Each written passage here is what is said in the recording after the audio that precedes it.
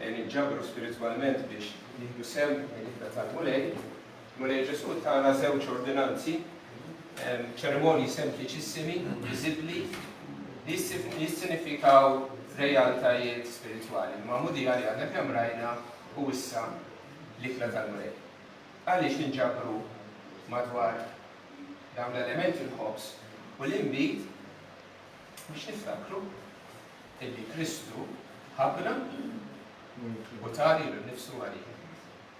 Infatti, Ġesu stess qal waqt l-ikla, waqt l-aħħar ċena meta qasam il-ħobs qal dan hu ġismi moti għalikom.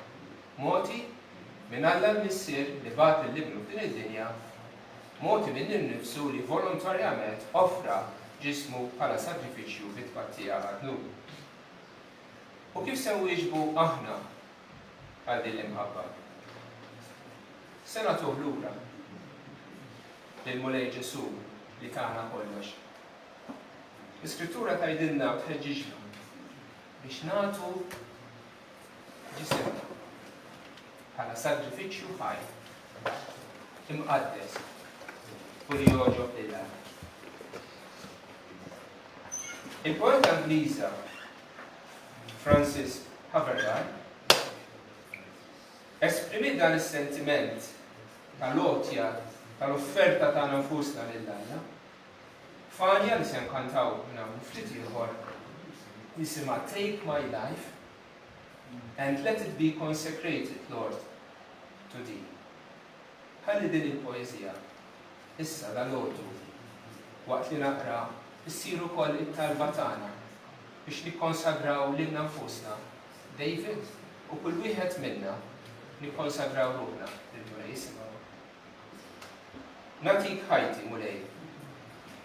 Ħadd tkun ikkonsagrata lilek. Natik il-ħin u l-jiem tiegħi biex infaħrek bla jeddu.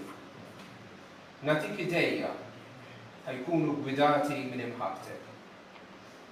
Natik riġlejja ħajkunu ħfief u sbieħ għalik. Natik il-vuċi ħankanta dejjem lis-Sultan. Natik xoftejja biex inxandar il-kelma tagħna. Natik il-fidda u d-deb u ma riċħadlek xejn. Natik moħħi u żaħ kif tixtieq inti. Natik ir-rieda tiegħek sabiex nagħmel mhux li rrid jien imma li trid int. Natik qalbi ħadkun it-tron ir-reali tiegħek. Natik imħabti kollha nferra f'riġlejk kull ma fiha. Natik li l-nifsi sid. Irrid inkun dejjem tiegħek u tiegħek biss. Iva dan huwa s-servizz xieraq tagħna lill-Alla li ħabbna tant. Għax kif tgħid l-Iskrittura f'post ieħor, aħna l-insara m'għandniex ngħixu aktar għalina nfusna imma dak li miet għalina u reġaqa.